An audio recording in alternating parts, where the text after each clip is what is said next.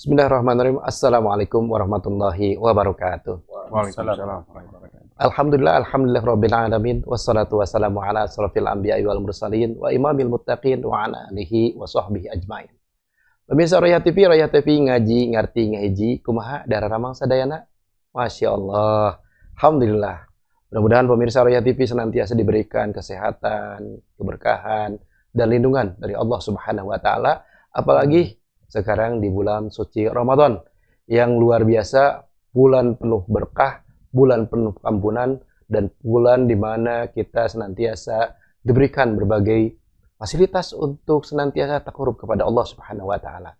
Pemirsa Royah TV, sudah lama spesial interview tidak menyapa pemirsa di beberapa hari ini karena memang di Royah TV kita sedang ada program, yaitu program Kisah Khalifah. Nah, spesial interview pada hari ini adalah spesial interview yang luar biasa. Kenapa? Karena momennya adalah momen tentang Nuzulul Quran. Oleh karena itu, maka tema hari ini untuk spesial interview adalah Nuzulul Quran dan perubahan politik Islam. Oleh karena itu, pemirsa, dengan siapa saya akan bicara? Ini ya, ada para ulama, ada cendekiawan, juga ada seniman. Nah, ini yang akan kita bahas di acara hari ini. Sangat menarik tentunya untuk kita sama-sama menyimak. Oleh karena itu, jangan kemana-mana, tetap di spesial interview Royah TV.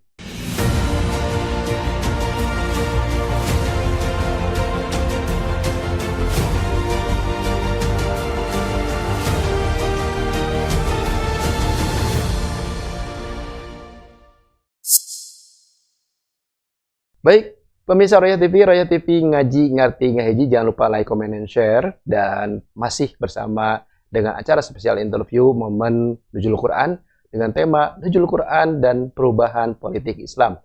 Nah, saya bersama siapa? Bersama dengan orang-orang penting di hari ini yang akan membahas tentang bagaimana sih Nuzulul Quran, bagaimana cara mengisi Ramadan, dan juga bagaimana politik dan juga perubahan-perubahan yang kekinian. Ini yang akan kita bahas sekarang ya. Bersama siapa? Nah, ini kita akan kenalkan satu-satu. Ustadz Dr. Hakim. Assalamualaikum Ustadz. Waalaikumsalam warahmatullahi wabarakatuh. Alhamdulillah. Masya Allah. Ini Ramadan bisa tampil di sini. Alhamdulillah. Di tengah kesibukan. Ya, bisa ketemu dengan Ustadz saya. Ya. Bisa bertemu lagi dengan pemirsa Royah TV. Dan Masya Allah. di sana ada Dr. Rian tuh. Yang di TikTok luar biasa. Ya, ada sedemikian ya, ada di balik Royah TV-nya ada siapa ini. Senang sekali rasanya, bahagia bisa malam ini bisa bersama Royah TV kembali. Sip, mantap. Oke. Baik, terima kasih Ustadz. Berikutnya ada Ustadz Lutfi Afandi. Assalamualaikum Ustadz. Waalaikumsalam warahmatullahi wabarakatuh. Sehat, Ustadz? Alhamdulillah bil khair. Masya Allah ya. Nggak umroh, Tat? Ini luar biasa. Ya. Imsak. Ditahan ya umrohnya ya. Karena untuk ngisi apa? Ini beliau itu adalah produser dari Kisah Khilafah. Wah, Masya Allah ya pemirsa.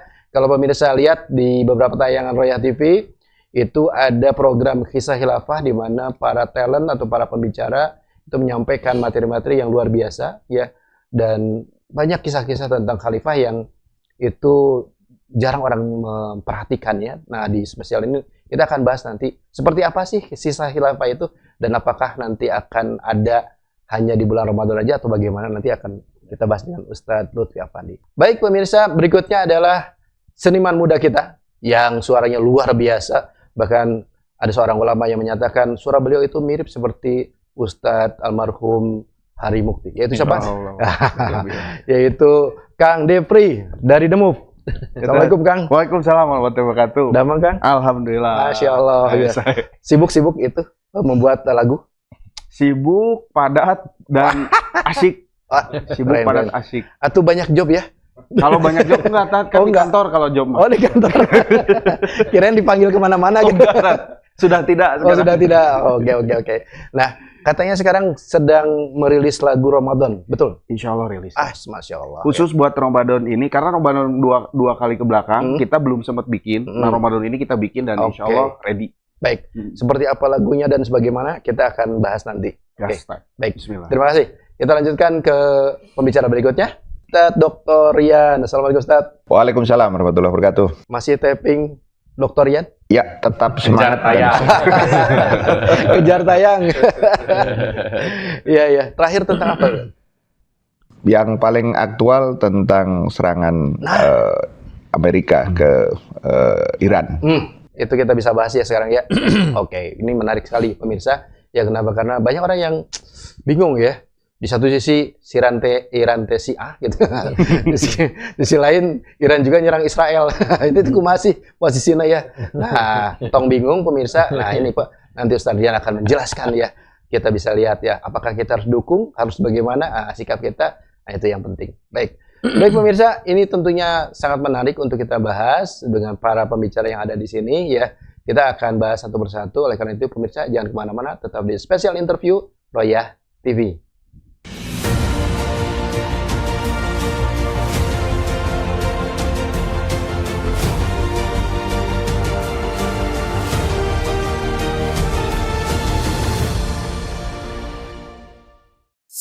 Baik, pemirsa Royah TV ngaji, ngerti, ngaji. Jangan lupa like, comment, and share. Masih bersama dengan spesial interview di spesial momen pada hari ini, yaitu Nuzulul Quran dan perubahan politik Islam. Baik, pemirsa, kita akan bahas satu persatu dengan Ustadz Dr. Hakim. Baik, Ustadz Dr. Hakim, bicara tentang Nuzulul Quran, tentunya banyak pemirsa yang tahu bahwa Ramadan itu bulan di mana Al-Quran diturunkan. Tapi banyaknya hanya sebatas itu saja. Nah, sebenarnya ada makna yang lebih dalam nggak tentang Nuzulul Quran? Tafadhol. Iya, memang faktanya ya, kaum muslimin terutama di bulan Ramadan, Nuzulul Quran itu secara praktis ya kita memperbanyak interaksi dengan Al-Quran. Betul. Interaksi itu kebanyakan dalam bentuk tilawah. Ya, bayangkan satu huruf itu dilipat gandakan pahalanya. Tetapi sebenarnya di balik Nuzulul Quran itu ada prinsip-prinsip ya, keyakinan atau keberagamaan kita yang mesti difahami oleh kaum muslimin lebih mendalam, bahwa Nuzulul Quran apapun perspektifnya, apakah Al-Quran diturunkan secara sekaligus ya dari Baitul Izzah ke langit bumi, ataupun Nuzulul Quran dalam perspektif diturunkan oleh Allah Subhanahu wa taala secara tawatur, tapi Nuzulul Quran ini adalah kalamullah. Ya, Al-Quran itu adalah kalamullah. Jadi perkataan Allah.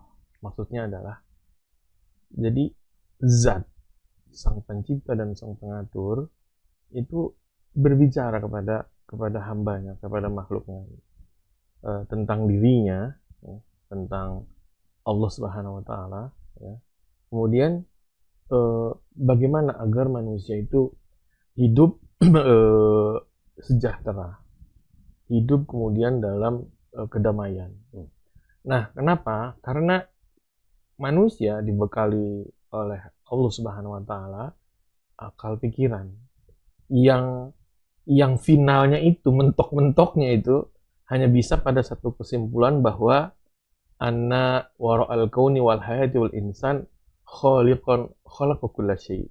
Bahwa di balik alam semesta, manusia dan kehidupan ini ada pencipta yang menciptakan segala sesuatu. Pertanyaannya, siapa? Hanya sampai situ. Bahwasanya Al-Khaliq itu wajib wujud, pasti ada. Ya. Bahkan akal kita yang sehat, yang namanya pencipta itu mesti tunggal dan dia mesti azali. Cuman masalahnya siapa? Nah, disitulah kemudian Allah memberi informasi, berkabar.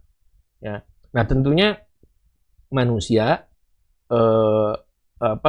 di dunia ini memiliki pandangan yang berbeda tentang zat Al-Khaliq ini. Nah, disitulah kemudian ada separasi, ada kekufuran, ada keimanan.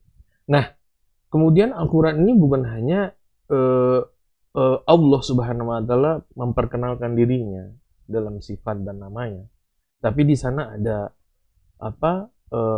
hudan, ya, hudan, petunjuk, ya, bayin minal huda wal furqan, bahkan petunjuk yang sangat jelas dan pembeda mana yang baik dan benar. Karena itu ada seperangkat aturan yang agar kemudian manusia itu bisa hidup damai dan sejahtera. Nah, sehingga siapapun yang beriman kepada Al-Khaliq dan dia adalah Allah Subhanahu wa taala dan mengikuti aturan yang ada di dalam Al-Qur'an di mana Allah turunkan itu, maka akan terwujudlah kedamaian dan kesejahteraan. Nah, sekarang faktanya adalah manusia itu hidup kan ada yang beriman, ada yang kufur. Ya. Bagaimana sekarang kalau kita perhatikan dunia ini, ya, itu jauh sekali dari aturan-aturan Al-Quran. Ya, jauh sekali dari aturan Al-Quran. Secara formal, bahkan secara formal tidak ada satupun komunitas ataupun negara yang memformalkan aturan-aturan Allah Subhanahu wa taala yang diturunkan oleh Allah, yang terformulasikan di dalam Al-Quran, yang meniscayakan tadi tidak terwujudnya kedamaian, ya, wujudnya ketidaksejahteraan, kemiskinan dan sebagainya, di mana akan ada dominasi antara satu pihak ke pihak yang lain. Nah, ini fenomena yang menarik. Sebelumnya bagaimana pasca Perang Dunia Kedua, bagaimana munculnya polisi-polisi dunia, yang mereka itu adalah orang-orang kafir yang bisa konsen. Ya, karena ketika khilafah runtuh, khilafah Islamiyah sejak 1924 itu runtuh, bertepatan dengan kemarin 3 Maret. Ya, 3 Maret itu udah berarti 100 berapa tahun Masehi tanpa khilafah. Kemudian pasca Perang Dunia Kedua, ya, setelah itu Perang Dunia I, ya, Inggris, dunia ini didominasi oleh Inggris, pasca Perang Dunia oleh Amerika sampai sekarang, ya, itu adalah ketidakterimaan bahwasanya sang pencipta itu adalah Allah Subhanahu wa taala. Mereka ini orang-orang kafir. Mereka ini orang-orang yang mengingkari kalamullah. Mereka ini orang-orang yang tidak bisa menerima aturan Allah Subhanahu wa taala yang meniscayakan perang, ya. Perang Dunia I, Perang Dunia II itu 70 juta, Ustaz. Bayangin. 70 juta itu manusia itu. Manusia itu, ya. Dan dalam sejarah kaum muslimin nggak ada seperti itu. Jutaan jadi korban, ya. Kemudian ketidaksejahteraan, ya. Bagaimana kekayaan dunia ini bertumpu kepada orang seorang, dan hegemoni penjajahan itu berlanjut sampai sekarang. Bagaimana Venezuela dicaplok oleh Amerika, ya, dan yang terbaru dengan kasus BOP, ya, Timur Tengah khususnya Palestina, dan yang terbaru adalah Amerika bersama Israel menyerang Iran.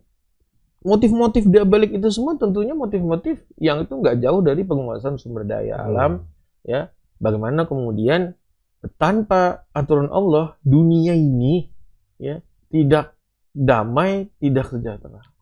Nah, jadi ketika kaum muslimin hanya memaknai nuzulul Quran itu hanya sebagai bacaan, maka seperti kata Allah, kita ini golongan yang mahjur, kata Allah Subhanahu wa taala. Kita ini orang yang mengabaikan Al-Qur'an kalau sekedar dibaca, tapi kemudian kita tidak tidak implementasikan Al-Qur'an itu sebagai aturan hidup secara formal.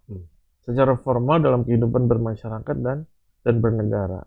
Dan saya merasa yakin, ya, kalau kita tidak memahami nuzulul Quran ini tuntas, ya, bahwasanya Allah menurunkan Al-Quran untuk mengurus dunia, penjajahan hegemoni Amerika ini akan terus berlanjut.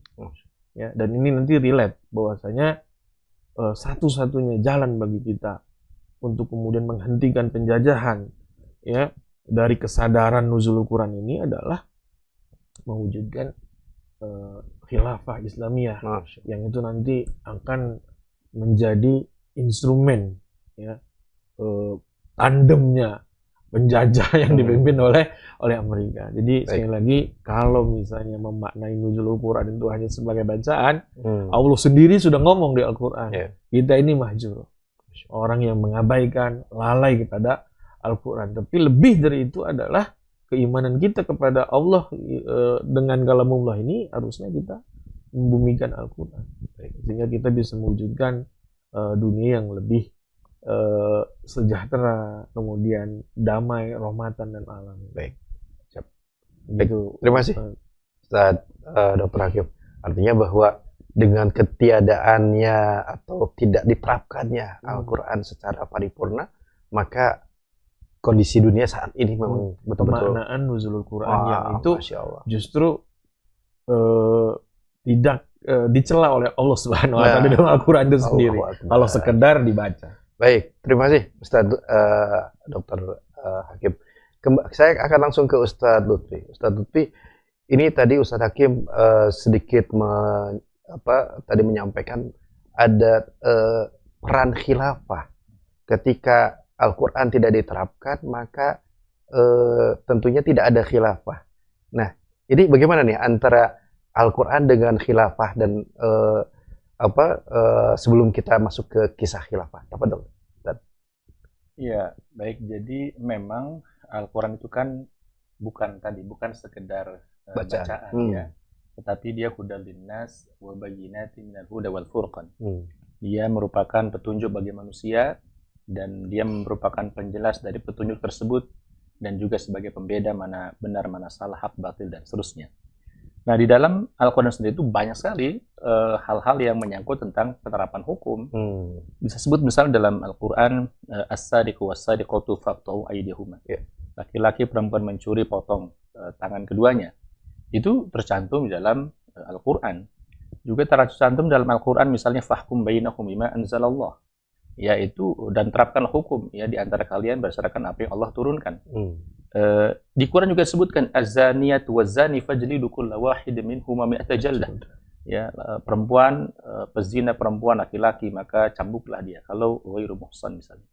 Itu semua tercantum dalam Al-Quran. Pertanyaan adalah bagaimana menerapkan sekian banyak hukum-hukum Al-Quran itu? Apakah kemudian bisa dilakukan oleh individu? Ya, ada memang hukum-hukum Al-Quran yang bisa dilakukan oleh individu. Subjeknya pelakunya individu seperti sholat misalnya, atau kemudian seseorang birrul walidain misalnya, itu bisa dilakukan oleh individu. Tapi pertanyaannya, bagaimana mengaplikasikan Quran yang tadi saya sebutkan, penerapan hukum qisas misalnya, had terhadap pencurian, dan berbagai macam ketentuan hukum, kalau tanpa ada institusinya, ya maka itu mustahil sekali bisa diterapkan. Maka bicara Al-Quran, nuzul Quran, tanpa bicara sistem yang menerapkan hukum Al-Quran, itu mau kosong. Masya Allah. Ya mau kosong saja. Kalau kemudian kita bicara nuzul Quran, kita bicara tentang Quran ini dibaca berpahala. Memang kata Nabi SAW maka disebutkan demikian. Man qara harfan min kitabillah falahu bi hasanah wal hasanu bi asyri amsalin, seterusnya gitu. Siapa orang baca satu huruf dari Al-Quran, maka balasannya 10 kali kebaikan. Satu kebaikan dan satu kebaikan dibalas 10 kebaikan. Ya itu betul ya, dan kita bisa bayangkan kan kalau membaca Quran saja pahalanya begitu luar biasa, apalagi menerapkan Quran. Nah pertanyaannya tadi ya, Quran ini bagaimana bisa diterapkan? Dia kan ada hukum-hukum tertentu yang menyangkut subjeknya pelakunya individu, itu bisa kita terapkan tanpa adanya institusi. Nah bagaimana menerapkan Al-Quran yang itu memang subjeknya adalah institusi negara? Ya, kalau misalnya pencurian itu kan subjeknya pelakunya adalah negara. Yang disuruh adalah negara, termasuk misalnya hukum had terhadap pencurian dan seterusnya misalnya. Itu subjeknya pelakunya adalah negara. Ya, penerapnya adalah negara. Maka nggak bisa hukum Al-Quran ya itu kemudian kita abaikan begitu saja tanpa ada institusinya. Maka bicara nuzul Quran ya tanpa bicara sistem yang menerapkan Al-Quran, ngomong kosong. Maka menjadi sangat penting tentunya kita bicara ya bagaimana Al-Quran itu bisa diterapkan, dan Al-Quran hanya bisa diterapkan dengan institusi negara ya yang kemudian kompatibel dengan Al-Quran.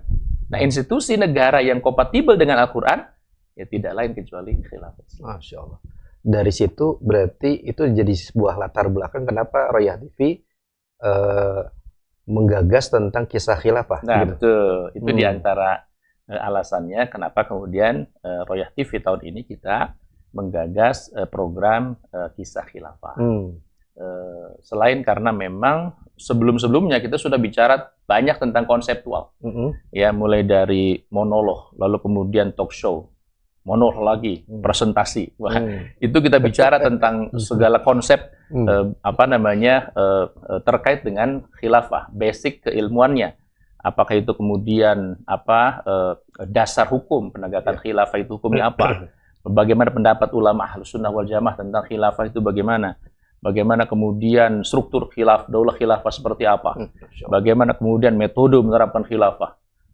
Segala macam. Itu kita dibahas E sampai Z. A sampai Z-nya itu ya terkait dengan khilafah. Tapi itu baru gagasan konseptual gitu. Mungkin orang juga bertanya-tanya, terus aplikasinya bagaimana? Nah, iya kan? Aplikasi bagaimana? Itu kan yang mungkin Anda sampaikan. Mungkin orang menganggap omon-omon gitu ya.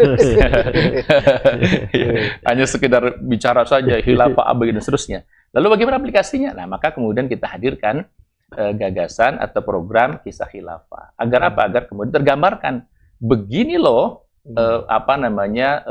pelaksanaan praktis dari khilafah itu, gagasan khilafah.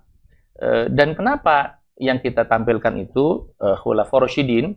Karena yang pertama tentu zaman Khulafaur Rasyidin adalah zaman yang kemudian dijamin oleh Nabi Shallallahu Alaihi Wasallam. Kata Nabi kan dalam hadis oleh Ahmad disebutkan panjang, "Tsumma takunu khilafah ala minhajin nubuwah." Ini jaminannya adalah bahwa Khulafaur Rasyidin itu adalah masa kekhilafahan yang berdiri di atas manhaj kenabian. Artinya ini manhaj yang lurus, ya. Artinya para Khulafaur Rasyidin walaupun mereka manusia biasa, tidak maksum, tetapi mereka tegak berdiri di atas manhaj Nabi Shallallahu Alaihi Wasallam. Tidak neko-neko, ya, ke kiri ke kanan atau hawa nafsu, tidak. Terus kemudian yang kedua, Nabi SAW juga menjamin bahwa masa Khulafaur Rasyidin ini adalah masa yang kemudian dijamin ya oleh baginda Rasulullah SAW sebagai masa yang terbaik, gitu ya. Kata Nabi kan sebaik-baik kurun adalah kurunku. Lalu kemudian setelahnya dan seterusnya. Ya.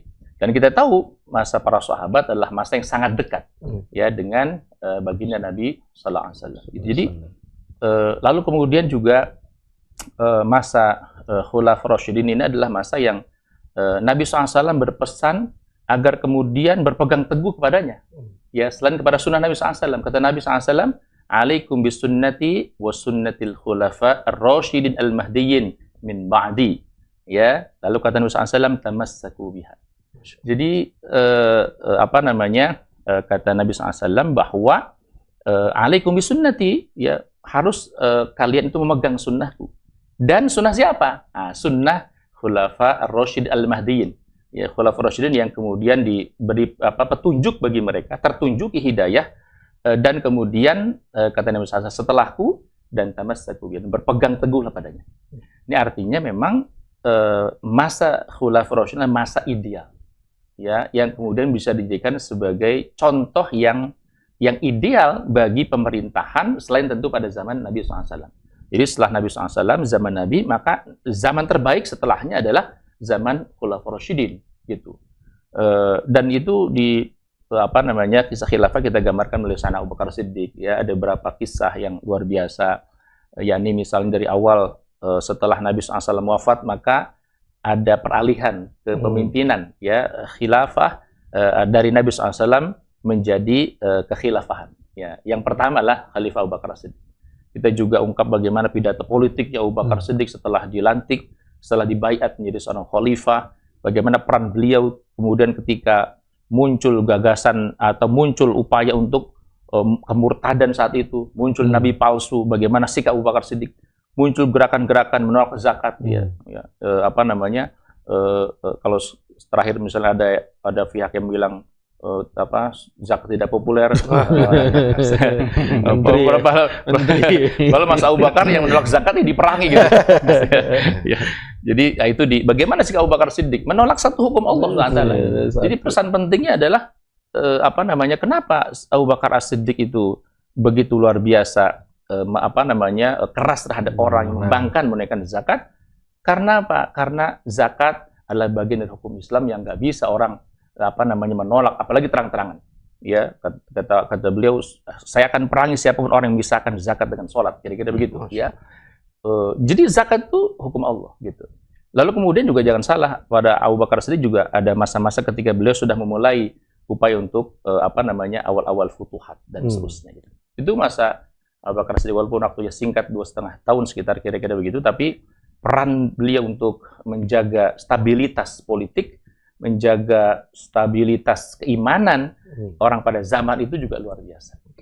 Itu pada masa Sayyidina Abu Bakar Siddiq. Belum setelahnya pada masa Umar ini lebih dahsyat lagi. Sayyidina Umar, kalau kita baca kisahnya banyak sekali ya. Mulai dari ketegasan beliau, mulai dari bagaimana beliau menangani tahun kelabu yang saat itu Madinah mengalami kekeringan dan kelaparan dahsyat. Bagaimana cara Umar mengatasi kelaparan Madinah saat itu? Nah, itu juga cukup menarik sekali. Bagaimana Sayyidina Umar menangani Ta'un Amwas, yang luar biasa. Ya, yang dulu, yang sekarang orang frustrasi gitu ya mendengar. Tapi pemerintah Umar ya dengan perantaran gubernur beliau itu, lalu kemudian selesai Ta'un Amwas dalam waktu yang sangat singkat. Ta'un Amwas itu kalau mau digambarkan sekarang ya COVID sekarang gitu ya. Tapi pada masa itu sudah, bayangkan itu sudah 1000 tahun lampau. Tapi beliau punya cara yang rasional. Ya, bukan klinik ya. Cara yang rasional bagaimana mengatasi Ta'un Amwas pada masa itu gitu ya. Lalu kemudian futuhat ya pada masa Umar juga Madain, ibu kota Persia jatuh, kemudian Romawi juga. Dan jangan lupa Baitul Maqdis. Ya, itu pun terjadi pada tahun 16 Hijriah pada masa siapa? Sayyidina Umar bin Khattab. Ya, Baitul Maqdis yang saya itu dikuasai oleh Romawi, itu kemudian bisa ditaklukkan, bisa difutuhat di tangan Sayyidina Umar bin Khattab. Nah, pelajaran pentingnya kalau kita hubungkan dengan sekarang, ya, Baitul Maqdis bisa futuhat karena apa? Karena ada khalifah. Ya, dan Baitul Maqdis mustahil bisa ditaklukkan kalau tanpa ada kekuatan khilafah Islam. Mustahil sama sekali. Apalagi pakai BOP. BOP itu bid'ah dolala. Mungkaroh. Bid'ah mungkaroh. Gitu ya. Ustaz.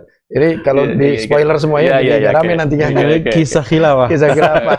Masya Allah. Intinya bahwa itu bukan sekedar cerita, tetapi juga ada satu fragmen yang ingin digambarkan agar para pemirsa bisa lebih memahami bahwa implementasinya seperti itu. Itu ya. Baik, Ustaz. Oke. Kita akan ke Kang Defri ya sebagai seniman muda kita.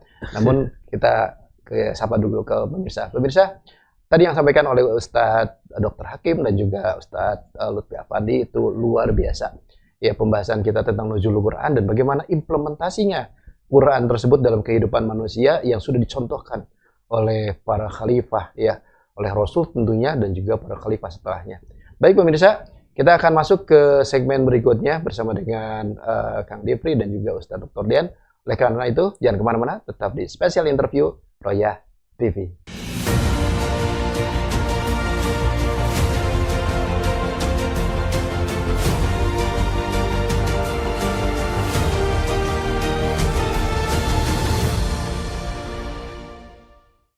Baik pemirsa Royah TV ngaji ngerti ngaji, jangan lupa like, comment, dan share. Dan kita masih di special interview edisi khusus yaitu edisi Nuzulul Quran dalam tema Nuzulul Quran dan perubahan politik Islam.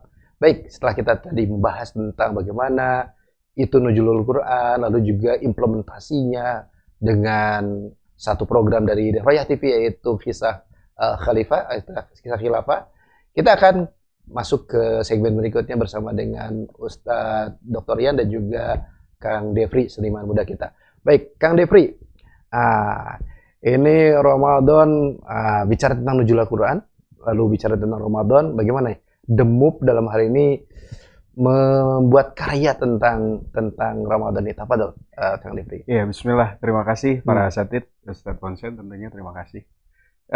Alhamdulillah dari 3 tahun sekarang The Move, 2 tahun ya, 2 tahun mau ke 3 tahun The Move berkiprah membersamai para asatidz. Tentunya kita untuk berdakwah melalui jalur seni ya Ustadz ya. Masya Allah. Sempat kepikiran dari dulu pengen bikin lagu yang tentunya lagu ini pengen menggambarkan bagaimana sih kondisi Ramadan yang seharusnya. Karena ada kegelisahan dari kami setiap musisi itu bahwa dari Ramadan ke Ramadan setiap tahunnya itu seakan-akan Muslim tuh hilang. Seakan-akan nilai Ramadan tuh hilang. Nah. Di tengah masyarakat Muslim gitu ya. Ya. Pertama, Ramadan itu hanya dijadikan ajang euforia, gitu kan. Bukber, kumpul-kumpul nggak jelas. Ya mohon maaf, saya hanya membiarkan fakta, Tat. Bahwa memang banyak anak muda di luar sana ngumpul-ngumpul Ramadan nggak jelas, Tat. Itu yang pertama. Yang kedua, sekarang kita mau menyambut yang namanya malam Nuzul Quran. Malam di mana Allah itu menurunkan aturan untuk kita manusia. Agar kita hidupnya teratur. Sementara banyak teman-teman seangkatan saya di luar sana, mohon maaf, yang memang belum Al-Qurannya aja nggak paham. Al-Qurannya aja hanya dianggap sebagai, oh itu kitab suci, selesai. Padahal itu aturan kita loh. Nah makanya dari sini Demu pengen kita bikin lagu yuk. Kita coba di liriknya itu gimana benar-benar memahamkan dan meyakinkan orang-orang yang ngedenger bahwa Al-Quran itu bukan cuma untuk dibaca sebagai kitab. Bukan cuma untuk dipelajari hanya sekedar euforia Ramadan saja. Tapi bagaimana Al-Quran ini bisa jadi aturan hidup yang benar-benar bisa nyelamatin kita gitu. Masya Allah. Tapi kan ya tadi, kadang-kadang orang kalau untuk kita ajak diskusi dakwah secara langsung, banyak kemungkinan, apalagi zaman sekarang. Bisa jadi pergilah, bisa jadi apa sih lo? Pundung gitu. Bisa jadi pundungnya, beli gimana gitu. Nah makanya, lewat apa nih? Ya karena memang kita punya basic di musik gitu ya, di sini cobalah kita lewat musik gitu. Kita coba bikin, sebenarnya udah beberapa bulan yang lalu gitu udah rencana. Tapi lirik itu kita tulis pas tanggal 1, tanggal 2 Ramadan. Masya Allah. Jadi benar-benar ngedadak gitu kan. Jadi kita tulis, kita bikin, saya koordinasi juga dengan para asatidz terutama Satriannya. Saat ini gimana liriknya? Ini gimana nadanya? Karena saya nggak mau pada akhirnya jadi hanya hiburan semata. Karena memang zaman sekarang kan musik identiknya dengan hiburan ya. Nah, saya pengen musik ini nggak cuma jadi hiburan, tapi juga kesannya ada nilai di situ yang menjadi sebuah nasihat, sebuah motivasi hidup yang pastinya saya pengennya itu adalah mudah-mudahan kalau ijabah ya. Setiap tahun lagu ini tuh bisa membersamai Muslim dan menambah optimisme Muslim untuk taat gitu. Pengennya gitu. Gitu Ustaz. Jadi ya mudah-mudahan Allah ridho. Gitu. Boleh tahu ini tuh genrenya apa? Genre ya? Nah, apa rock atau dangdut? Waduh, jangan dong. Genrenya ini Ustaz. Kasidah enggak ya? Kasidah. Nanti kita bawa tagon nih dong. Enggak ya? Genrenya insya Allah The Move itu masih konsisten di akustik. Kita masih konsisten di akustik. Cuman alhamdulillah lagu ini kita pengen ditambah sedikit sentuhan. Jadi waktu kemarin-kemarin kita rekaman mastering, jadi kita tambahin sisi orkestranya. Nanti bisa disimak kan ya? Oke. Itu jadinya itu. Jadi ada sisi orkestranya. Ketambahkan kita punya ujung tombak tuh Kang Dery main violin kan. Jadi itu nambah kesan bahwa akustiknya itu lebih luas gitu. Nggak cuman akustik yang sederhana yang cuman gitar, kahon, bass, nggak gitu doang. Saya pengen akustiknya itu lebih kena apa ya? Kalau kita bilangnya lebih nge-feel. Karena ini lagu religi, betul. Lagu religi, lagu yang tujuannya adalah membangkitkan keimanan seorang. Kan ada di liriknya, saya spill sedikit liriknya ya. Di liriknya itu nanti bisa disimak. Judulnya dulu belum? Oh judulnya, oh iya betul. Wah, judulnya liriknya ya. Terima kasih sudah diingatkan ya. Terlalu semangat saya. Semangat Ramadan. Semangat Ramadan. Masya Allah. Judulnya itu adalah Bangkit di Ramadan. Allahu Akbar. Maksudnya jangan tidur, bangun. Karena kan kebanyakan gitu, Dad. Ya. Bangun. Sahrun naum. Sahrun naum. Jadi bangkit di Ramadan. Nah, bangkitnya itu dalam segi apa? Semua hal. Semua hal. Bangkit dari jiwanya, bangkit dari keterpurukan, bangkit dari rasa yang pesimis, bangkit dari ketidakpercayaan, ketidakyakinan kita terhadap apapun itu, terhadap rezeki. Kadang banyak orang di Ramadan teh, aduh kumahnya engke. Maaf ya, kumahnya engke keur meuli baju lebaran gitu kan. Mereka udah nggak yakin gitu loh. Padahal ya balik lagi, intinya bukan itu. Makanya di salah satu liriknya itu kan bangkit di Ramadan, genggam erat kebersamaan di situ ya. Jadi intinya bangkit di Ramadan, genggam erat kebersamaan dan juga jaga cahayanya. Nah, cahaya di sini tuh Al-Qur'an. Masya Allah. Kalau Ramadan nggak ngejaga Al-Qur'an, terus mau ngejaga apa gitu loh. Kalau cuma ngejaga saum, mohon maaf, orang Hindu juga ada puasanya. Orang Yahudi mungkin ada puasanya, orang Kristen juga mungkin ya. Kalau cuma puasa. Kalau cuma ngejaga tentang masalah nahan hawa nafsu, lo lebih jago biksu-biksu dong. Tapi kan ada yang lebih di sini apa? Jaga cahaya itu Al-Qur'an supaya bisa kita aplikasiin, supaya kita bisa minimal kita bisa jalanin dalam kehidupan kita sehari-hari. Masya Allah. Itu Ustaz. Oke, secara teknis ini prosesnya tuh butuh berapa lama sampai jadi lagu yang nanti akan kita perdengarkan itu? Ini luar biasa ya tadi ya. Ya ini mah pertama adalah pertolongan Allah. Yang kedua memang ini adalah bimbingan dari para asatid semuanya. Seminggu tadi. Allahu Akbar. Luar biasa ini. Seminggu. Dan ya mohon maaf kalau kita berkaca ke belakang ya, waktu dulu saya pribadi di dunia entertain gitu ya, di band khususnya. Untuk bikin video klip, mastering dan lain sebagainya itu kurang lebih sebulan. Itu tuh untuk bisa siap untuk tampil publish, gitu ya, atau bisa siap untuk publish gitu ya. Kita seminggu tadi. Berarti artinya dengan Islam kita bisa lebih profesional. Allahu Akbar. Dengan Islam kita bisa lebih dipermudah gitu ya. Iya. Iya, mohon maaf. Ini fakta lah, Ted ya. Saya nggak, karena saya pernah di dunia itu. Untuk maksiat aja kok bisa segampang itu. Kenapa kita untuk dakwah kok nggak bisa dimaksimalin gitu. Gitu. Baik. Boleh tahu ini ada sponsor yang membiayai atau gimana tuh? Gratis atau gimana? Kalau dari pembiayaan, insya Allah dari para hamba Allah, dari para asatid ya, dan tentunya ini support dari para jamaah semuanya, dari teman-teman penonton dan teman-teman seperjuangan ya, yang sama-sama memperjuangkan tentang Islam. Dan tentunya ini adalah support daripada orang tua juga nggak lupa ya tadi. Karena alhamdulillah semakin kesini orang tua semakin mengapresiasi bahwa oh ternyata kamu sekarang duduk dengan para asatidnya nggak ngikutin Mama Gufron katanya. Alhamdulillah itu justru sekarang ada di jalan yang lurus benar alhamdulillah. Ini dari orang tua, dari para asatid dan dari semua penonton jemaah yang sampai hari ini setia. Itu tadi. Jadi saya mau mengucapkan jazakumullah khairan katsir. Masya Allah. Baik, itu kalau video klip itu bisa ditonton di mana tuh? Bisa, kita ada channelnya beberapa. Salah satunya channel ini nanti juga kayaknya bakal di-share link ya. Jadi linknya biasanya ada di kolom komentar. Makanya jangan lupa komen, subscribe, share. Jadi nanti bisa dilihat nama channel kita adalah The Move Official. The Move Official. Di situ bisa lihat beberapa performance kita yang live dan juga ada 2 lagu. Kalau sekarang itu 2 lagu yang udah rekod itu. Masya Allah. Jadi ada lagu judulnya Damba, itu untuk Rasulullah SAW. Karena seseorang yang kita dambakan. Lalu ada yang bangkit di Ramadan. Yang sekarang. Baik. Baik, terima kasih. Pemirsa, tentunya pemirsa tidak sabar untuk mendengarkan lagunya, tapi tahan dulu, sabar dulu. Kenapa? Karena kita masih ada ngobrol dengan Ustadz Rian.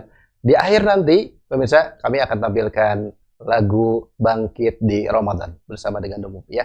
Baik pemirsa, kita akan ke Ustadz Rian. Ustadz Rian, ya. Luar biasa tadi pembicaraan dari 3 para pembicara kita.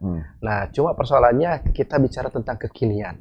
Banyak sekali problem-problem umat Islam dari mulai kemarin tentang BOP dan sekarang juga ada masalah Iran yang diserang oleh Amerika. Ini gimana nih? Kok tambah kacau gini? Belum di tanah air tentang kondisi umat Islam. Ya, ini seperti apa sih? Ya, terima kasih Kang Ponsen dan juga teman-teman yang lain. Jadi pertama kalau kita bicara tadi yang disampaikan Kang Hakim dan juga Kang Lutfi, Kang Devri, itu sebenarnya menurut saya ada benang merahnya ya. Jadi menjawab pertanyaan Kang Ponsen sebenarnya. Jadi ini tidak perlu saya menjawab, tapi beliau-beliau ini menjawab, saya meringkas gitu. Apa yang kemudian menjadi penyebab sehingga kacau? Ya karena Al-Qur'annya tidak diterapkan. Itu aja poin utamanya. Kenapa? Karena Allah Subhanahu wa taala di dalam salah satu firman-Nya misalnya dalam surah Toha misalnya itu dengan tegas mengatakan waman a'rada an dzikri fa innalahu ma'isyatan donka wa nasuruhu yaumal qiyamati a'ma. Apa artinya? Barang siapa yang kemudian dia berpaling ya dari peringatanku ya, dalam hal ini para ulama, para mufasir mengatakan dari Islam, Islam sumbernya adalah Al-Qur'an begitu ya, maka ya baginya kehidupan yang sempit ya.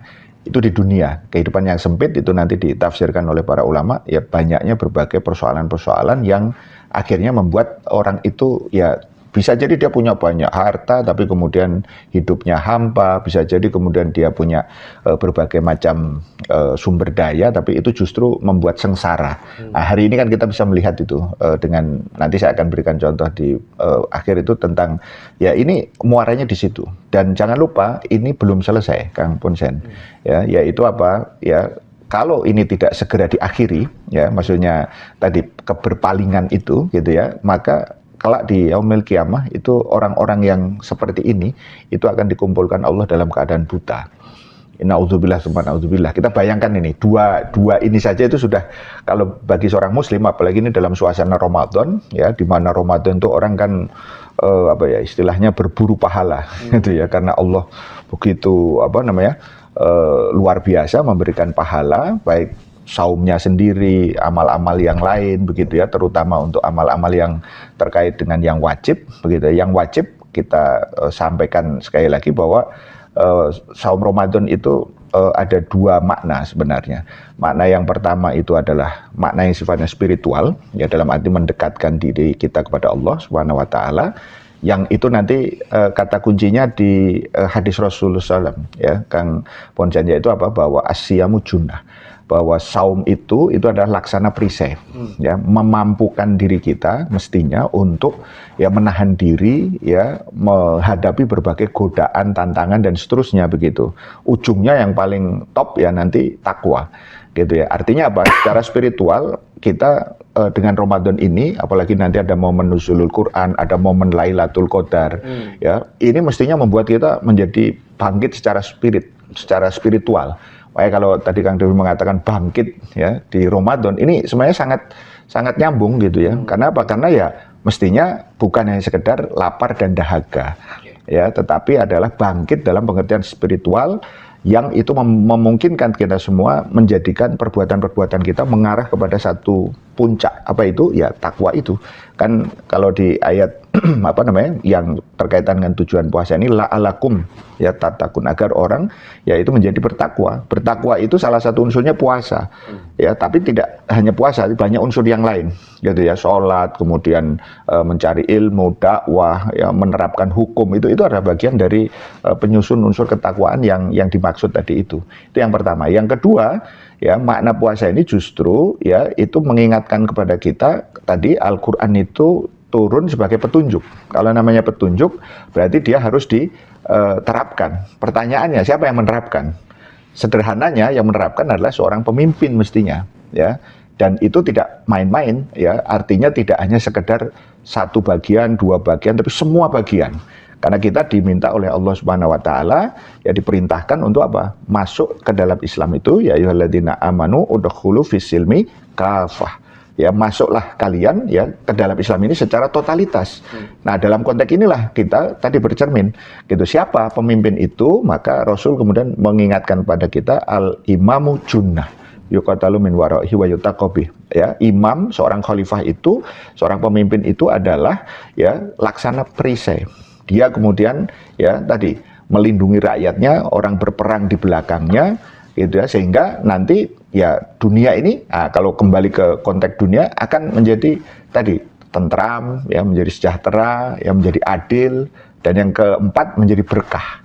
Ini dunia akhirat ya levelnya. Jadi tidak hanya sekedar perdamaian atau sekedar aman gitu ya, tapi ini totalitas begitu. Jadi sejahtera, adil gitu ya, tentram hatinya, kemudian tadi berkah ya, bertambah kebaikan di dunia dan akhirat. Jadi kata kuncinya itu, Kang Hussein. Makanya kalau kembali ke pertanyaan awal bahwa kenapa ini terjadi, ya ini menjadi renungan bagi kita, dan kita harus jadikan Ramadan ini, ya, kalau saya sering sampaikan, ini jadikan Ramadan yang terbaik, satu ya, karena belum tentu ini Ramadan yang akan Allah kembalikan nanti pada tahun depan, bisa jadi menjadi Ramadan terakhir gitu ya. Tetapi kalaulah itu Ramadan terakhir gitu, mudah-mudahan ini ya Ramadan terakhir tanpa penerapan syariat Islam secara total. Ini yang harus kemudian kita sampaikan. Kalau bahasa ya Ramadan terakhir tanpa khilafah. Kenapa khilafah? Seperti yang tadi dijelaskan oleh Kang Lutfi tadi itu, bahwa khilafah lah yang menerapkan hukum Islam secara kafah. Tidak bisa dilakukan itu kecuali dengan khilafah. Kenapa? Demokrasi apapun bentuknya maupun kerajaan apapun bentuknya, variannya, maka itu semuanya secara praktek ya itu tidak bisa untuk menyelesaikan hari ini. Itu yang menjadi jawaban adalah khilafah. Saya kasih contoh, Kang Ponsen, misalnya hari ini si Donald Trump ya, ya, saya menyebutnya dia Fir'aunnya ya tentara salib ya, karena dia dari Partai Republik. George Walker Bush itu mengatakan tahun 2001 juga ketika menyerang Irak itu juga kemudian dia mengatakan crusade ya, ini perang salib. Nah, Partai Demokrat itu partai yang gambarnya lambangnya itu gajah, Kang Ponsen. Ya, di sini ada yang niru mungkin ya. Gajah itu biasanya terang-terangan, kalau makan ya makan, kalau ngerusak gitu. Jadi apa yang disampaikan Trump itu pegang aja gitu. Kalau dia mau ngerusak ya memang itu tujuan dia, begitu ya. Nah, pertanyaan siapa yang akan melawan ketika dia sekarang ini melakukan keserakahan, kebrutalannya, mulai dari Iran ini terakhir. Tapi sebelumnya jangan lupa ke belakang untuk tahun 2025-2026 ini sudah ada Venezuela yang kemudian presidennya ini terlepas presidennya itu ya non Muslim ya misalnya. Kita berbicara bukan dari tataran itu, tetapi bicara dari sisi kezaliman gitu ya. Maka diambillah dia langsung dari rumahnya gitu. Ya, saya mengatakan tidak perlu pakai mobil itu ya, langsung pesawat itu dari atas begitu. Dan sampai sekarang tidak jelas itu nasibnya diapain itu gitu. Padahal dia ya presiden dari sebuah negara yang konon berdaulat begitu, tapi diperlakukan begitu. Yang kedua, kemarin di Meksiko itu ada kartel narkoba yang dipimpin oleh El Mincho namanya itu. Dia gembong lah gitu. Sekali lagi ini bukan untuk membela gembong itu, tapi betapa bayangkan ketika presidennya itu tidak berdaya, presiden Meksiko ya, akhirnya kemudian ditembak langsung itu oleh pasukannya Amerika sebenarnya, Delta Force itu. Nah, kemarin kita menyaksikan ini. Nah, kalau kasus Iran ini jangan lupa kita tidak boleh terjebak di dalam isu Sunni Syiahnya. Tapi ini menunjukkan betapa bahwa Iran itu bagian dari tanah kaum muslimin. Ya, masih ingat dulu Khalifah Umar bin Khattab sebagaimana tadi digambarkan itu membebaskan Palestina itu ketika kemudian dalam keadaan di mana umat Islam itu kuat gitu ya. Nah, sekarang kita melihat bagaimana kemudian Trump dengan semena-mena ya, dengan berbarengan dengan entitas Yahudi laknatullah begitu ya, itu membombardir begitu ya. Ya sampai kondisinya seperti itu. Tapi ternyata kemudian tidak ada yang berbicara membela kondisi ini gitu. Rata-rata diam gitu. Termasuk para penguasa-penguasa muslim ya, yang ada hari ini termasuk di negeri kita gitu. Ngucapin belasungkawanya enggak ya? Belasungkawanya tidak, ini jelas-jelas meninggal loh ini gitu. Ya. Takut. Ya karena tadi takut mungkin dibilang Syiah atau apa segala. Padahal ini bicara tentang kezoliman yang sangat luar biasa. Pertanyaannya siapa yang bisa akan mengalahkan kekuatan angkara murka ini gitu ya. Kalau bukan kekuatan adidaya yang dulu ya pada waktu kekhilafan Utsmani gitu ya, zaman Khalifah atau Sultan ya Sulaiman Al-Qanuni itu kemudian memaksa Amerika pada saat itu, yang waktu itu Amerika belum apa-apa ya gitu. Presidennya waktu itu presiden pertama George Washington ya, itu dipaksa itu kapal Amerika itu untuk membayar semacam jizyah begitu ya, atau kemudian pungutan karena dia harus lewat kepada kekuasaannya khilafah pada waktu itu. Kalau sekarang ini Selat Hormuznya gitu kira-kira gitu yang ada di situ. Amerika tidak macam-macam waktu itu, dan dia dipaksa untuk menandatangani perjanjian bukan dalam bahasanya. Bahasanya itu berarti bahasa Inggris. Dia berarti harus pakai bahasa Arab tuh.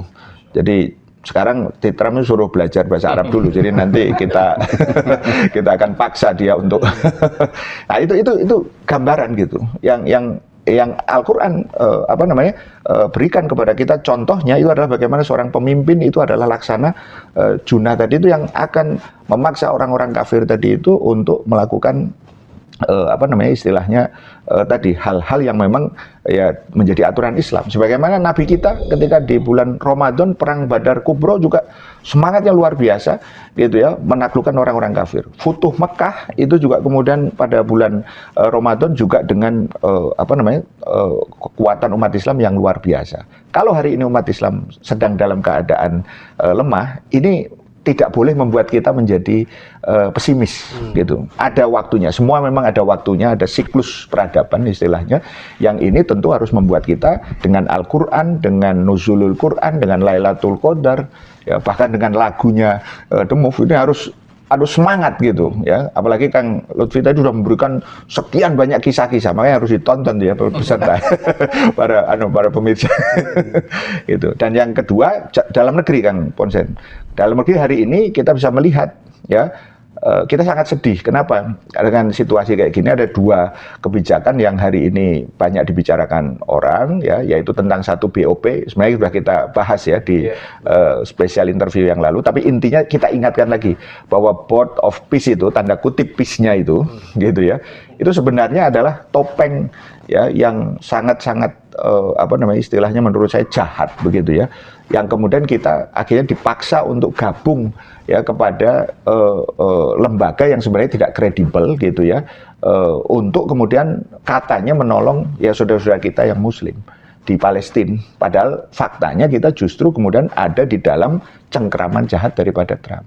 Tapi yang kita lebih sedih lagi nih Kang Ponsen, yaitu apa? Ya tidak ada yang mengingatkan itu, bahkan meminta keluar gitu di dalam negeri ini. Bahkan ada yang saya tidak menggunakan istilah diundang ya, yang dipanggil untuk melegitimasi itu. Siapa ya? Ormas-ormas Islam ini. Dengan segala hormat kita ingatkan, kita justru harus ingatkan Presiden agar jangan melakukan hal-hal yang justru akan merusak gitu ya citra daripada umat Islam. Kesana itu bukan untuk menjadi tentara yang akan membebaskan Palestina, tetapi menjadi tentara yang dimanfaatkan ya oleh Donald Trump tadi itu untuk kepentingan-kepentingan mereka. Ini yang poin penting yang kita ingatkan di bulan Ramadan ini, karena ini peristiwa yang terjadi bulan Ramadan dan tidak boleh ada yang diam. Yang kedua itulah ART ya. ART ini apa? Kang Ponsen, agreement ya on reciprocal trade ya. Keren nih bahasanya ya, gitu. Ya, yaitu apa? Perjanjian gitu ya, perdagangan resiprokal. Resiprokal itu gampangnya timbal balik Kang Ponsen. Jadi kalau Kang Ponsen dagang dengan saya ngenakan tarif 20%, saya akan juga samakan 20%. Kalau Kang Ponsen 0, saya juga 0. Tapi bayangkan kira-kira kalau Kang Ponsen ngasih ke saya 19%, terus saya kasih Kang Ponsen 0, kira-kira resiprokal nggak? Tentu tidak gitu. Dan juga ada 217 sekian kewajiban kita ke Amerika, sementara Amerika kira-kira hanya 7 atau 8. Ya, belum lagi nanti kita bicara isu-isu tentang masalah minuman alkohol yang kemudian nanti akan masuk konon katanya untuk kebutuhan tertentu. Ya, impor beras 1.000 ton, katanya kecil itu, tapi memang itu juga ada masalah. Padahal kita katanya swasembada. Tapi kenapa masih impor? Kita harus beli pesawatnya Amerika Boeing sekian buah, kita kemudian beli beli macam-macam begitu ya, untuk apa ini semua begitu ya, termasuk daging babi. Ini maksud saya ingin saya ungkapkan agar jangan sampai ART ini itu nanti ya banyak yang satir Kang Ponsen dan teman-teman, yaitu apa?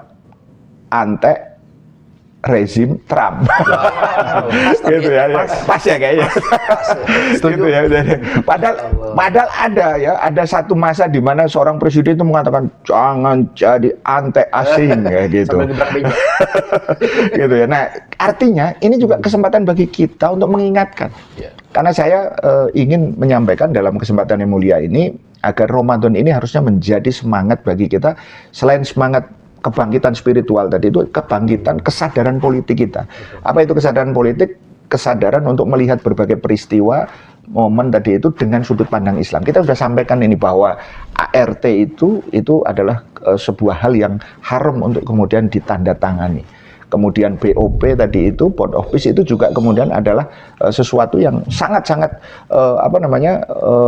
jahat yang seharusnya tidak. Apa yang harusnya dilakukan mestinya di bulan Ramadan ini, kalau kita ingin bantu saudara-saudara kita yang Palestina, kita harus tahu akar masalah Palestina itu adalah penjajahan dari entitas Yahudi Zionis yang di-backing oleh Amerika, dulu oleh Inggris. Solusinya secara syar'i Kang Ponsen hanya ada dua. Satu adalah jihad fisabilillah, mengusir tentara, entitas Yahudi dari tanah Palestina yang merupakan tanah yang dimuliakan, tanah kharojiyah umat Islam. Yang kedua, untuk melakukan itu akan efektif kalau itu dilakukan dengan kepemimpinan yang global, yaitu khilafah. Bukan dengan solusi yang mereka klaim dua negara. Saya ulangi lagi, kalau solusinya dua negara Kang Bonsen, lagi-lagi kalau Kang Bonsen dirampok rumahnya, naudzubillah, gitu ya. Terus kemudian perampoknya bilang, ini saya sudah kuasai ini 90% tanah ini dengan segala isinya. Terus kemudian 10%-nya tinggal kita. Terus tetangga ada yang bilang begini, Kang Bonsen ribut aja sih ini yang tenang itu loh. Hidup berdampingan tuh, 90 ke sono, 10 ke kita. Kira-kira ini saran yang waras atau tidak? Logika dasar pasti akan mengatakan tidak waras. Nah pertanyaannya kalau tidak waras, kenapa kemudian terus digembar-gemborkan termasuk melalui BOP ini? Kalau saya ikut BOP, kira-kira nanti solusi dua negara, alih-alih solusi dua negara, justru kita malah satu meja dengan orang-orang penjajah itu dan backingannya tadi itu. Nah, saya kira itu semangat yang ingin kita tularkan dalam Ramadan, khususnya di Nuzulul Quran dan Lailatul Qadar ini. Mudah-mudahan ya ini bisa menyemangati teman-teman dan para pemirsa sekalian untuk tetap terus istiqomah. Baik. Terima kasih Ustaz Rian. Ya. Baik, pemirsa Royah TV, apa yang sampaikan oleh Ustaz Rian dan tadi sebelumnya juga oleh Kang Devri membuat kita lebih semangat ya untuk bisa bangkit di bulan Ramadan ini. Pemirsa, tentunya persoalan penerapan Al-Quran itu akan mendapati atau akan ada tantangan di kalangan umat Islam. Baik itu tantangan di kalangan umat Islam khususnya di kaum muda, atau juga tantangan umat Islam di persoalan sekarang dunia digital sekarang ini, dan juga tantangan di kalangan ulamanya sendiri dan ormas umat Islam. Seperti apa sih tantangan-tantangan itu yang kita akan coba bahas di segmen yang berikutnya. Oleh karena itu pemirsa, jangan kemana-mana, tetap di Special Interview Royah TV.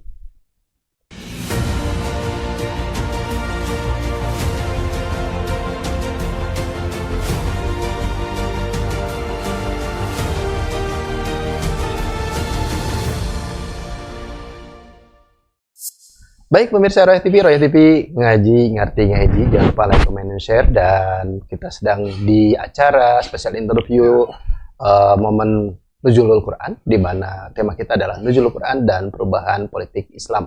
Baik, sebagaimana tadi disampaikan di akhir segmen bahwa kita akan bahas tentang tantangan-tantangan yang terjadi ketika kita menyerukan tentang penerapan syariat Islam. Nah, kita ke Kang Devri dulu. Kang Devri, sebagai seorang muda, tentunya Kang Devri melihat bagaimana kalangan muda itu seperti apa sih menanggapi tentang penerapan syariat Islam secara totalitas atau Al-Quran secara paripurna? Seperti apa sih? Iya. Tafadhol. Ini faktanya Ustaz ya, yang saya temukan di lapangan. Dari tahun ke tahun, dari zaman ke zaman, sebenarnya secara aktual, teman-teman kita, teman-teman muda, teman-teman nongkrongan lah, teman apa gitu, mereka itu sebenarnya udah paham bahwa yang Islam ya, mereka betul paham bahwa Al-Quran itu memang betul-betul absolut kebenarannya. Dan memang hukumnya itu jelas, adil. Tapi yang mereka bingungkan adalah harus mulainya dari mana. Itu yang pertama. Terus itu dari segi penerapannya. Yeah. Yang kedua adalah dari segi pembelajaran mereka terhadap Al-Quran. Nah ini tantangan baru yang kita hadapi di 2 tahun terakhir. Sekarang itu lagi maraknya masuk isu-isu sayap kiri. Jadi buku-buku orang-orang kiri, ini orang-orang komunis mulai naik lagi kan. Okay. Jadi sebenarnya anak-anak muda ini kan rancu ya, dia diajak ke sana ngikut, sini ngikut. Nah, ketambah lagi, kalau mungkin dulu 2016, 17, 18, gelombang hijrah itu lagi up ya.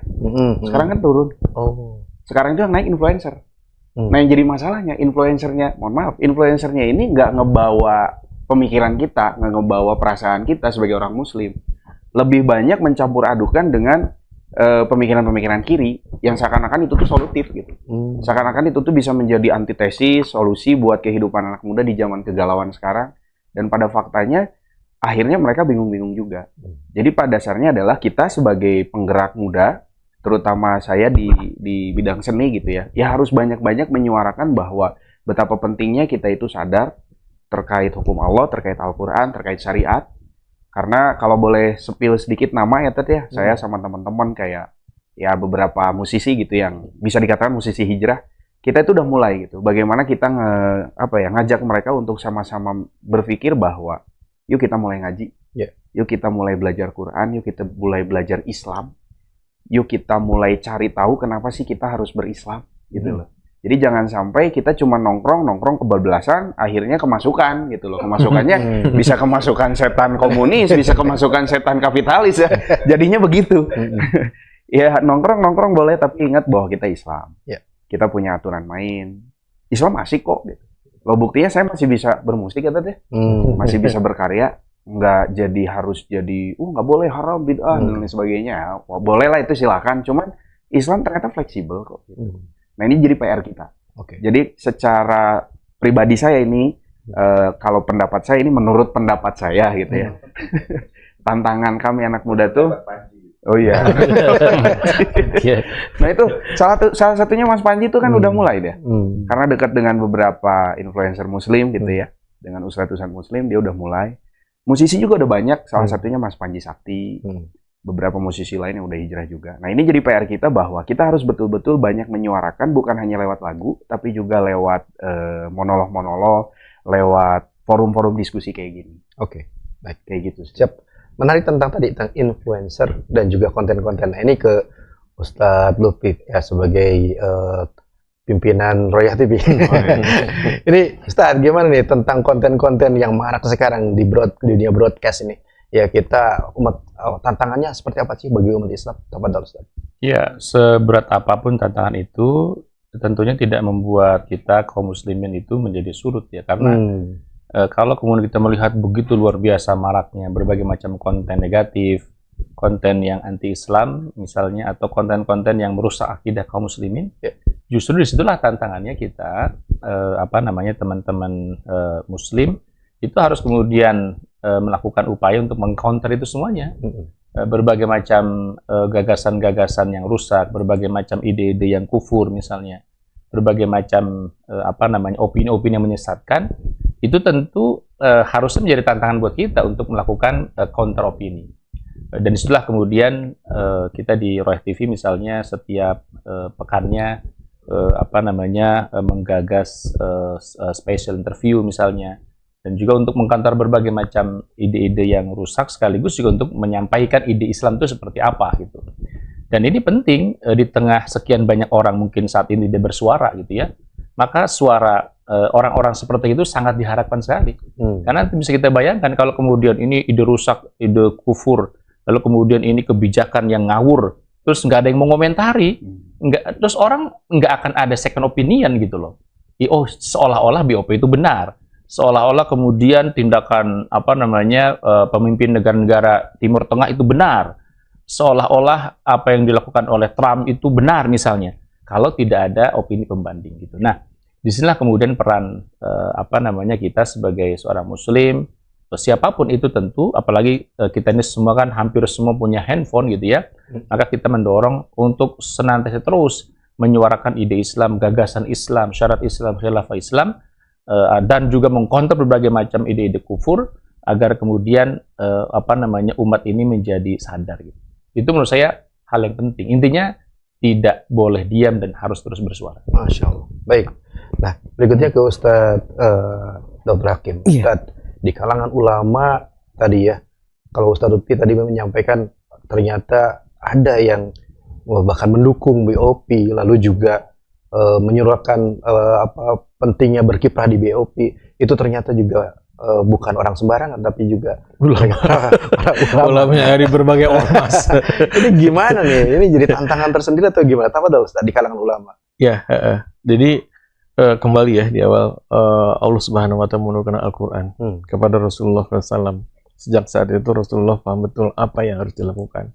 Sampai-sampai Rasulullah berkata kepada istri beliau, la rohata ba'dal yaum. Nggak ada lagi waktu istirahat setelah hari ini. Apa itu? Hari-hari dalam dakwah. Jadi ulama ya sebagai pewaris Rasulullah SAW, di mana Islam itu betul-betul dipahami oleh mereka. Ini kemudian para penjajah ya Amerika, negara-negara kapitalis besar, malu antek-anteknya betul-betul membajak. Ini membajak, kemudian memaksa mereka mendapatkan legalitas, seolah-olah kebijakan-kebijakan yang diambil oleh mereka ya untuk rakyat, termasuk BOP itu sesuatu yang sah-sah saja secara norma, termasuk norma Islam. Nah di sini penting kemudian dakwah ini mesti tepat konten, kemudian tepat arah. Dan itu tidak mungkin tidak, kecuali kita kemudian merefleksikan kembali dakwah Rasulullah SAW, apalagi ulama. Bahwasanya dakwah itu adalah kewajiban tanpa memandang latar belakang, dia seorang ulama kah dengan aneka sebutan, ajangan kiai atau apa, atau bahkan kemudian intelektualis, profesor, doktor, atau kemudian bahkan seniman, itu dakwah itu aja, apalagi ulama. Nah, konten ini ya, konten. Bagaimana kemudian mestinya ya ulama yang paham betul bahwasanya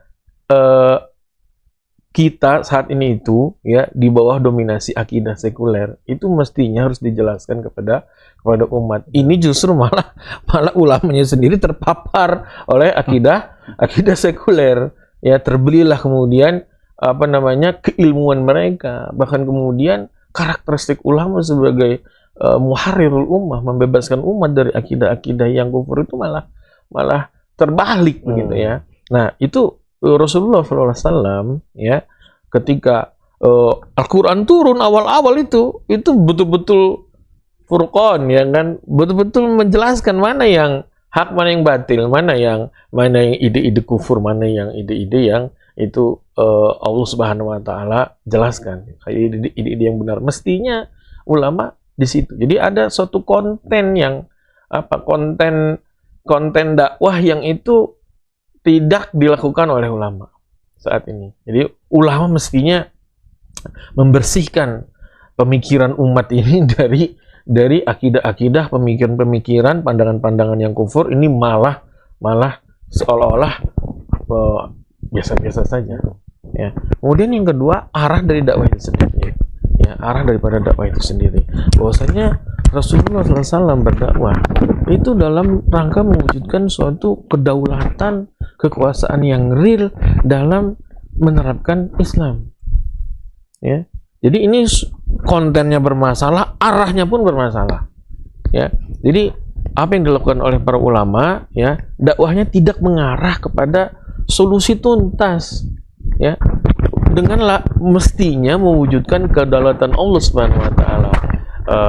Kekuasaan Allah, kekuasaan syariah ya, yang itu termanifestasi dalam kehidupan bermasyarakat dan bernegara. Tapi para ulama mendiamkan, katakanlah status quo. Nah, jadi mengapa demikian? Nah, ini justru sebenarnya tantangan terbesar kita ini, dakwah Islam ini adalah ada pada diri ulama itu sendiri. Ya, ada dalam diri ulama sendiri. Karena itulah siapapun yang sadar akan dakwah ini, ya, ulama sebagai subjek, ulama juga menjadi objek. Ya, kita menyerukan ya, termasuk di mimbar-mimbar ini ya, di Royah TV ini yang sangat serius dan concern ya, menyeru siapa saja termasuk para ulama untuk sadar ya, ada konten dakwah dan arah dakwah yang itu mesti kita menjadi prioritas bagi kita ya, agar kemudian terwujud kemudian kedaulatan kekuasaan syariat itu. Ya, ini menjadi concern, bahkan sekali lagi ini mestinya menjadi prioritas ya, apalagi bagi ulama yang memahami betul agama ini ya. Gitu barangkali. Baik. Terima kasih Ustadz Dr. Hakim. Baik, ke Ustadz Dr. Rian, ini tadi tantangan-tantangan sudah disampaikan, baik itu di kalangan muda, lalu juga di persoalan broadcast dan juga opini publik, lalu juga di kalangan ulama sendiri. Nah, seperti apa mestinya kaum muslimin itu menghadapi tantangan ini? Baik Ustadz, jangan dijawab dulu. Kita akan sama-sama jawab setelah segmen berikut ini. Baik pemirsa, luar biasa ya, bahwa ternyata tidak mudah ketika Islam atau ketika Al-Quran sudah diturunkan, kita sekarang akan menerapkannya. Tantangan demi tantangan harus kita hadapi. Seperti apa sih kita harus menghadapi tantangan tersebut dan apa solusinya? Nanti Ustadz Rian akan menyampaikan solusinya sekaligus menutup dari acara ini. Baik pemirsa, jangan kemana-mana, tetap di special interview Royah TV.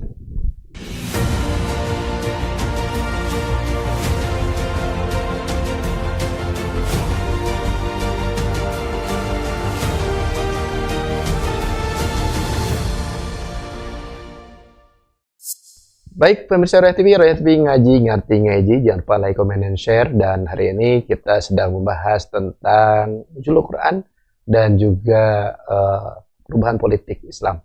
Baik, saya langsung kepada Ustadz Rian. Ustadz Rian, setelah tadi tantangan demi tantangan disampaikan oleh para pembicara yang lain, kira-kira bagaimana langkah yang harus dilakukan oleh kaum muslimin pada saat ini? Tafadhol, Ustadz. Ya, untuk menjawabnya Kang Ponsen, sebenarnya kita harus fokus ya pada satu kata saja, yaitu apa? Dakwah. Masya Allah. Ya, dakwahnya ini adalah tentu saja ya dalam konteks meneladani Rasulullah SAW. Jadi bukan hanya sekedar dakwah dalam pengertian seadanya, begitu ya, tetapi adalah dakwah yang sebagaimana harusnya. Gitu. Apa itu yang dilakukan oleh Rasul? Ya, Rasul kemudian melakukan proses pembinaan ya di dalam tubuh umat ini, begitu ya, sehingga kita tahu ada para sahabat yang luar biasa, begitu yang menjadi kader-kader dakwah. Maka mau tidak mau poin pertama ini harus kemudian kita tempuh hari ini. Jadilah kemudian kader-kader dakwah, jadilah kemudian para penolong agama Allah. Gitu ya. Ini poin penting. Apalagi ini Ramadan yang penuh dengan keberkahan, maka ketika kita menyatakan diri bahwa nahnu ansarullah, ya, bahwa kami ini adalah penolong agama Allah, ya, maka sesungguhnya ini adalah bagian yang sangat luar biasa, gitu. Dan saya ingin menegaskan bahwa dakwah itu bukan tugas sekedar satu atau dua golongan, bahkan hanya para ulama. Saya tidak. Apa yang bisa kita lakukan sebenarnya adalah bagaimana kemudian menyampaikan, ya, kalau saya sering menggunakan bahasa sharing the happiness, gitu ya, menyampaikan kebahagiaan. Kenapa? Karena dengan dakwah ini akan membuat kita bahagia. Ya, kenapa? Karena hidup kita akan lebih teratur, hidup kita akan terarah, gitu ya. Sekarang ini banyak sudah tidak terarah, tidak teratur, gitu ya. Jadi akhirnya lebur, gitu ya, dalam berbagai hal. Yang kedua itu adalah tentu dakwah ini juga harus kemudian dilakukan secara kolektif. Nah, di tengah kolektivitas itulah kemudian kita ya mengajak kepada saudara-saudara kita di semua segmen ya untuk melakukan upaya yang maksimal, begitu ya, dalam rangka tadi mulai dari mempelajari Islam, termasuk di dalamnya konteks tadi mempelajari Al-Qur'an, menghidupkan malam Lailatul Qadar kalau dalam suasana Ramadan ini. Dan yang ketiga adalah terus tadi melakukan istilahnya edukasi kalau dalam bahasa kita di tengah-tengah masyarakat. Nah, fokus edukasi itu ada dua, Kang Ponsen, dalam konteks kita berinteraksi di tengah-tengah masyarakat. Satu, ya, saya menggunakan istilah bahasa Arabnya itu sira'ul fikr. Sira'ul fikr itu apa? Ya, kita harus kemudian mengkritisi berbagai pemikiran-pemikiran yang tadi disampaikan Kang Devri, Kang Ponsen, Kang Hakim tadi itu. Misalnya ada pemikiran yang nyeleneh, begitu ya, bahkan ada yang ngomong zakat itu tidak populer, lebih baik gitu. Itu harus dikritisi. Nah, begitu ada yang mengkritisi baru dia minta maaf. Gitu kan. Kalau tidak ada yang mengkritisi, coba bayangkan, bisa jadi dia malah gaspol. Gitu kan. Untungnya ada yang mengkritisi. Nah, itu tugas siapa? Tugas kita semua sebenarnya, bukan hanya ini ya. Jadi sira'ul fikr itu arahnya dalam konteks pemikiran-pemikiran yang nyeleneh, pemikiran kapitalis, liberal, sosialis, komunis, itu pada hakikatnya adalah pemikiran-pemikiran yang tidak akan mampu untuk menyelesaikan persoalan-persoalan yang ada di depan kita itu. Yang kedua itu arahnya adalah melakukan kifahusiasi. Apa itu kifahusiasi? Itu namanya perjuangan politik. Yaitu apa? Bahasa sederhananya, kritisilah berbagai kebijakan. Tadi kita udah contohkan tadi itu ada BOP, ada ART, gitu ya. Jadi jangan sampai menjadi ART, gitu ya, anteknya rezim Trump, nah gitu. Atau BOP itu ya board of peace, itu bukan board of peace tapi board of profit, profitnya si Trump lagi, gitu kan. Jadi jangan lupa ya, Trump itu sebelum al-aslunya dia itu sebelum jadi presiden dia adalah pengusaha yang jahat dan juga penjahat seksual. Ya, kita udah tahu tuh kasusnya Epstein file itu ya, yang ada di situ. Jadi pertanyaannya ya, kita mau nginduknya siapa? Lagi-lagi kalau bukan Rasul ya SAW yang mulia itu, siapa lagi? Jangan sekali-kali mengikuti jejaknya si Trump, si Netanyahu dan yang lainnya tadi itu, yang malah akan membuat kita salah arah, salah urus, begitu ya. Akhirnya lebur tadi dalam berbagai kesempitan dan kerusakan. Dan yang ketiga, menurut saya kita harus mengajak kepada pihak semuanya untuk ya setelah dua hal ini, mari kemudian kita menekadkan ya diri bahwa di sisa usia kita ini, ya di Ramadan yang penuh kemuliaan ini, ya mudah-mudahan ini Ramadan yang terbaik, ya mudah-mudahan akan membuat kita semakin tadi, kata kuncinya, bangkit bersama-sama. Tidak boleh bangkit itu hanya sendirian, karena surga itu seluas langit dan bumi. Maka kita ajak sebanyak-banyaknya ya saudara-saudara kita yang muslim ya untuk semakin taat, untuk melanjutkan kehidupan Islam ya, dan itu ditandainya ya dengan kemudian tegaknya Islam secara kafah dalam naungan khilafah.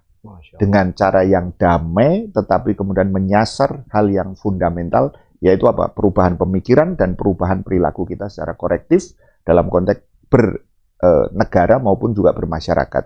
Kalau ditanya, lah individunya apa tidak ikut berubah? Ustaz? Kalau kita berpikir tentang masyarakat dan negara, insya Allah kita akan juga otomatis mikirkan diri kita sendiri. Apa yang kita harus lakukan sekarang? Mari yuk kita bersama-sama gitu ya. Ini momen Ramadan, jangan putus, nanti disambung Syawal sebagaimana kemarin Rajab, Sya'ban disambung dengan Ramadan. Intinya apa? Sepanjang tahun, sepanjang waktu gitu. Dalam bahasa lain saya sering mengatakan day to day dakwah, day to day politik begitu ya. Agar apa? Agar kedaulatan syariah Allah ya itu kemudian kembali lagi di muka bumi, dan insya Allah itulah momen di mana kemudian nanti rahmatan ya, Islam sebagai rahmatan lil alamin, baldatun thayyibatun wa rabbun ghafur, kalau dalam bahasa Al-Qur'an, negeri yang penuh kebaikan dan ampunan Allah, itu bukan sesuatu yang ilusi. Sekali lagi, yang ilusi itu adalah kalau kita mengikuti ya sistem kufur ya, apakah itu kapitalisme, demokrasi liberal atau sosialisme komunis. The only one answernya adalah hanya dengan Islam, tidak dengan yang lain, tidak kapitalis dan tidak juga kemudian dengan komunis. Yuk kita sama-sama, dan bismillah insya Allah Allah akan mudahkan dan istiqomahkan kita semua. Amin. Baik, terima kasih Ustadz Dr. Rian, sekaligus juga menutup pembahasan kita di hari ini. Spesial interview, spesial Nuzulul Quran dalam tema Nuzulul Quran dan perubahan politik Islam. Kang Bursian, kapan nih kita nonton? Sebentar lagi Ustadz. Nah, nampaknya juga pemirsa juga pada nunggu-nunggu. Ya, baik, saya ucapkan dulu terima kasih Ustadz Rian, Kang Devri, Kang Ustadz Lutfi dan juga Ustadz Dr. Hakim. Terima kasih. Mudah-mudahan menjadi barokah buat antum dan keluarga. Amin. Ya, karena sudah hadir dan juga memberikan banyak pencerahan kepada pemirsa Royah TV. Baik, jazakumullah khair. Pemirsa Royah TV, tentunya pemirsa akan menunggu tidak lama lagi kita akan sama-sama mendengarkan bagaimana lagu dari The Move, yaitu Bangkit di Ramadan. Mari kita sama-sama saksikan, dan saya tutup dengan kita sama-sama berdoa. Subhanakallahumma wa bihamdika, asyhadu an la ilaha illa anta, astaghfiruka wa atubu ilaik. Bila taufiq wa hidayah, wassalamualaikum warahmatullahi wabarakatuh. Waalaikumsalam.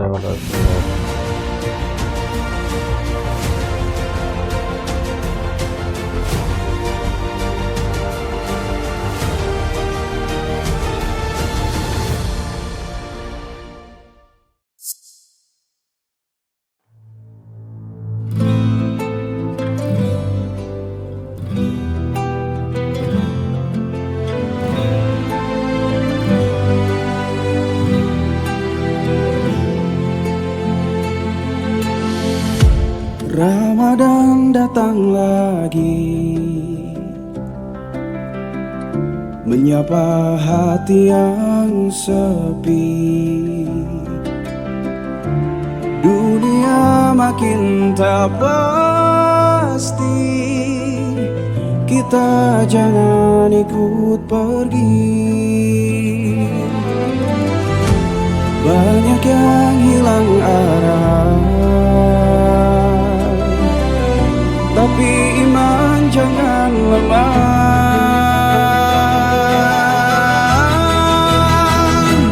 Bangkit di Ramadan, kuatkan genggaman. Kita muda, kita bisa jaga cahayanya. Bangkit pelan-pelan, luruskan tujuan, berjuang karena sampai akhir nafas.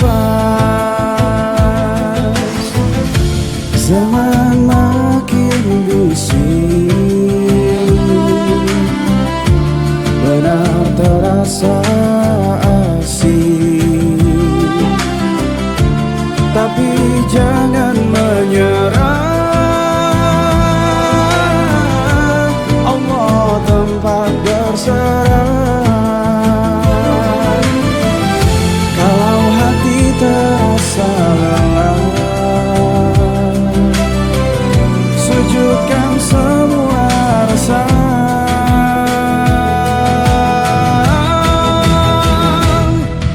bangkit di Ramadan, kuatkan genggaman, kita muda, kita bisa jaga cahayanya, bangkit pelan-pelan, luruskan tujuan, berjuang karena Allah sampai akhir nafas.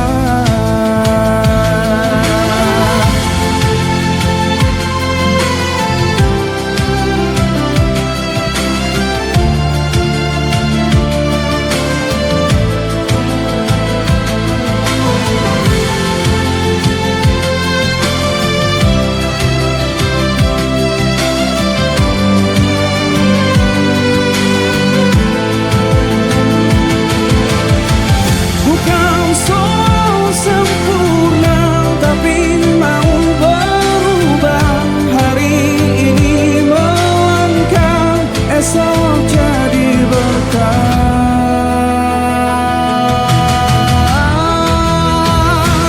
Bangkit di Ramadan, kuatkan genggaman, kita muda, kita bisa jaga cahayanya, bangkit di Ramadan, jangan hanya bertahan, kita muda, kita nyala,